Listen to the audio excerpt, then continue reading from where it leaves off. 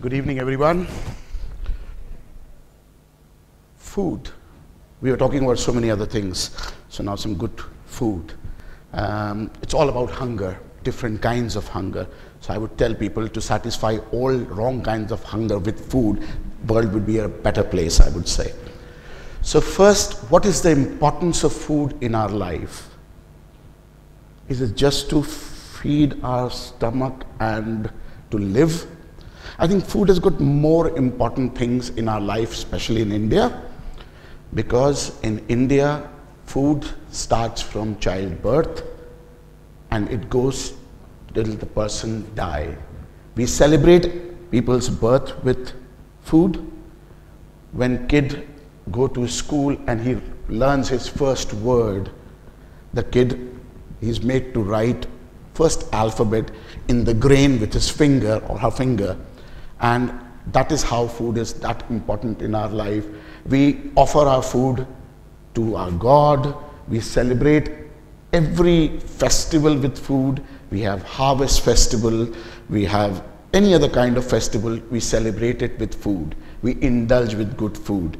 And when somebody die, we send him with food. We do pindadan, where you have rice dumplings you offer, and you do pindadan, and you send that guy that wherever you are going, may you have good food there also. So food plays a very important part in our life. And what is Indian food? It's very difficult to judge or say or describe Indian food in one word or in one sentence or in one book or in one encyclopedia. It is, you cannot describe Indian food because India is such a large country. We have desert, we have coast, we have mountains, we have forest, we have all different kinds of terrains in India. We have different religions, different communities, different caste, and food changes with every few kilometers, food changes. And the best part is we use almost similar kind of ingredients, similar kinds of masalas, but food is different in India. So it's very difficult to say that how much Indian food is developed or what is the history of Indian food. Yes, we have Indian food and it is influenced by so many other cultures of the world, and we embraced every culture. Mughals came and they changed our food. They incorporated so many different things in our food that Indian foods completely changed. Britishers came, they had their own influence, not only on food, the way we eat food. Portuguese came in Goa and they introduced Portuguese influence in Goa. French came in Pondicherry. They have their own influence in French food like in Pondicherry. What is the most important ingredient in Indian cuisine, east, west, north, south? I think one of the most important vegetable is potato. Second one is tomatoes. And India is known for its spicy food, especially this part of the world, this part of India. It's quite popular with spicy food. Andhra food, spicy food, Guntur, one of the best chilies in the world. But do you know, potato, tomato, chilies, it came to India just 300 years back. Before that, these things were not there. Pineapple, corn, these things were not there in India. So see how much we embraced it and made it our own. Now we can make 1,000 different types of potatoes, which I think a European won't be able to do that many kind of potatoes the way we do potatoes. So it's very difficult to describe Indian food, but again, a lot of influences. After these influences are one of the major influence which changed the face of Indian food happened after independence. When country was partitioned, a lot of refugees came from Pakistan side, and one of the family, they created something in a restaurant in Delhi which changed the face of Indian food for the entire world. In 1952, a Moti Mahal restaurant invented butter chicken, dal makhani. And since then, that has become the face of Indian food. I love eating butter chicken. Everybody loves eating butter chicken. But I say there are thousands of other dishes equally good as butter chicken in India. But the face of Indian food was butter chicken, dal makhani, and we are dubbed as a curry nation. What Indian eat? Curry, naan bread. So this has become so much important part of Indian food. Everybody was thinking that butter chicken, naan, dal makhani, all these things are real Indian food. But real Indian food was not only this. This is also Indian food, but there are other things. There are temple food in different temples, different parts of India, where you have fantastically made food with original Indian ingredients, and these were there in India, but butter chicken overshadowed everything. Everything. And Indian food was known for its curries. In late 80s and 90s, middle class started growing. The income, disposable income started growing.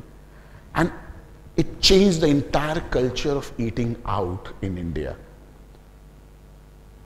Earlier, maybe 20 years back or 15 years back, we used to go out to eat to celebrate.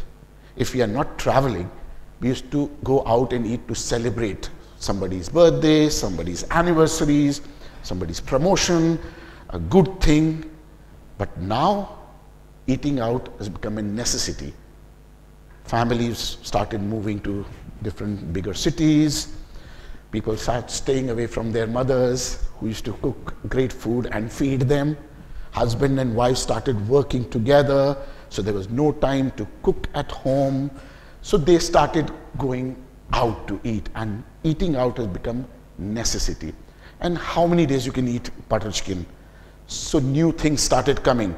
Suddenly, Chinese food have started becoming more popular. And suddenly we have created a whole new different Indian cuisine, that is Indo-Chinese food. The dishes you eat in Chinese restaurant in India, I don't think so that any single dish will exist in China. If you ask a Chinese what is Manchurian, he'll be like surprised. Oh, you're talking to me? There's nothing called chili chicken or manchao soup. These are all Indian dishes. These are all Indian dishes, and we invented these Indian dishes in India. Pasta, macaroni, these have become part of our culture. Then suddenly the question arises, casual dining, fine dining, people started going to restaurants, then I'm going to fine dining restaurant. What is the difference between fine dining and casual dining? It's again a very, very difficult question people ask me. What do you call your restaurant a fine dining restaurant? What is the difference between fine dining and eating in a dhaba? Very difficult to give the answer because there is a very thin line. There's no difference in food. I think fine dining is more of an environment we are eating. Earlier it used to be considered like going to a five-star hotel is fine dining. But suddenly it started coming out of the five-star hotel and restaurants are becoming fine dining.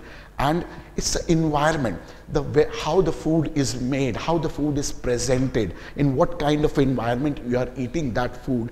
That is more into fine dining rather than exactly the food. So fine dining, it's very, I told you, like it's very, it's more of a structured meal.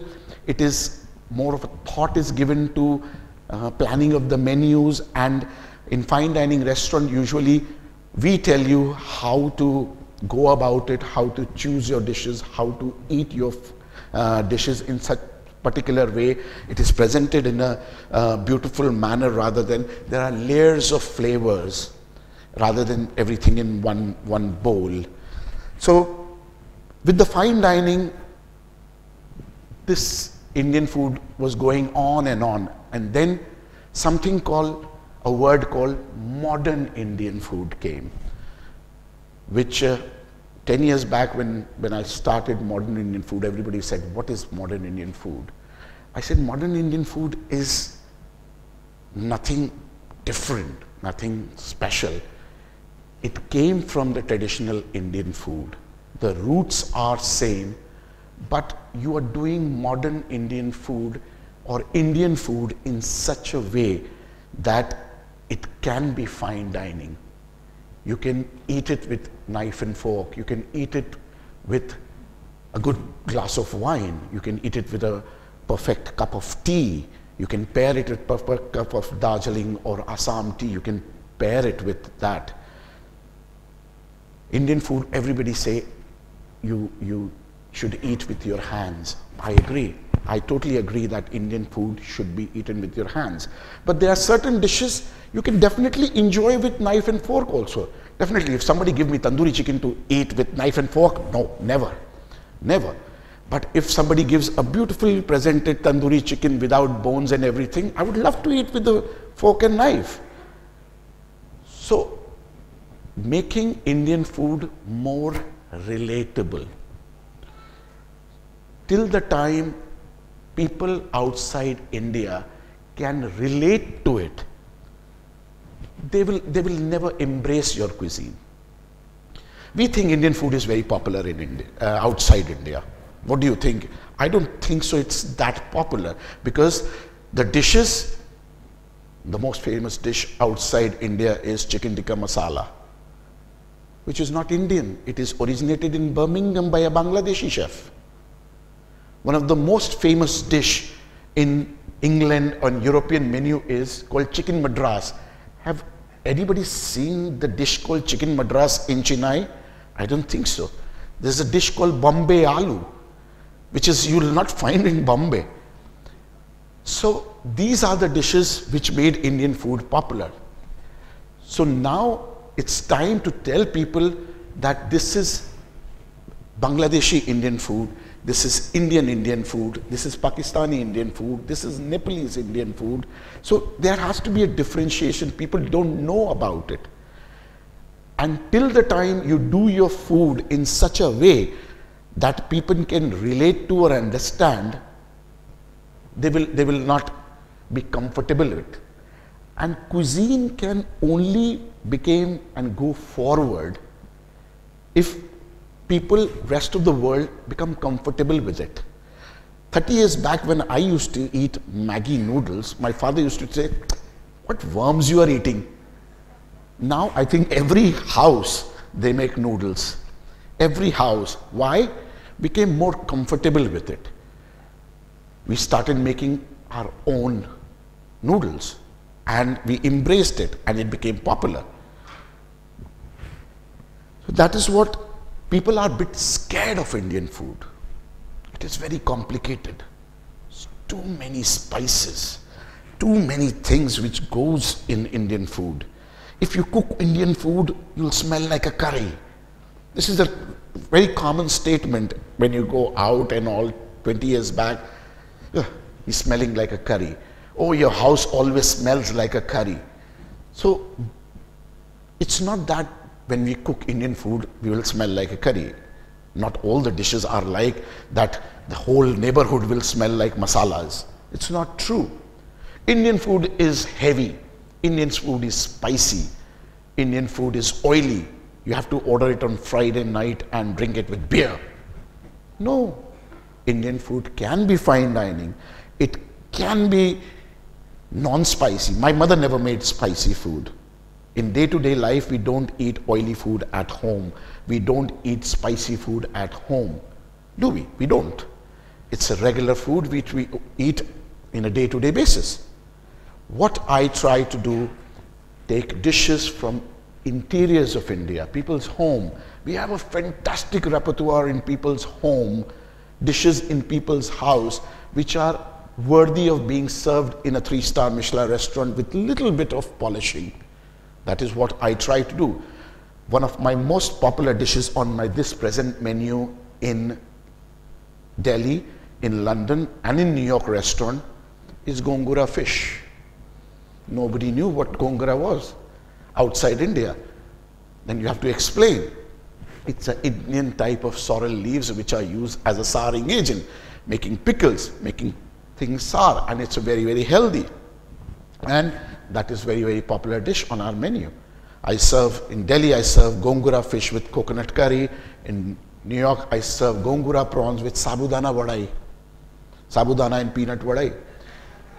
So these things people don't know about Indian food.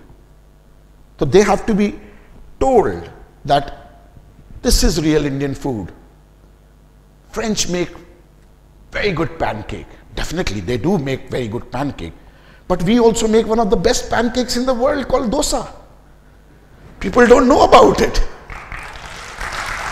It's so tasty. It's so yummy. There's a texture in it. There's a flavor in it. And so versatile, you can fill it with anything you want to. So, and that's not one variety. There are so many different varieties we make. So these things have to be told. So what is the future of Indian food? First thing, just take out from the mystery box. Indian food is not mysterious. You don't have to have the knowledge of hundreds of masalas and all these things to cook Indian food. Indian food is quite simple.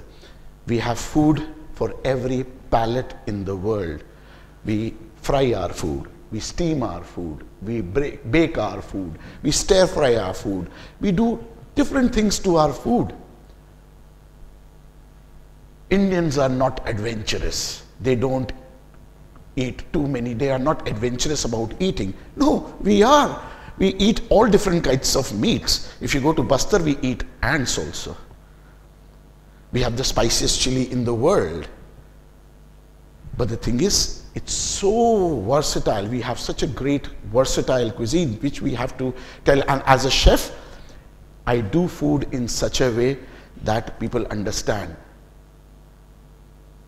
How you will serve khichdi on a fine dining menu? Nobody can even dare to think.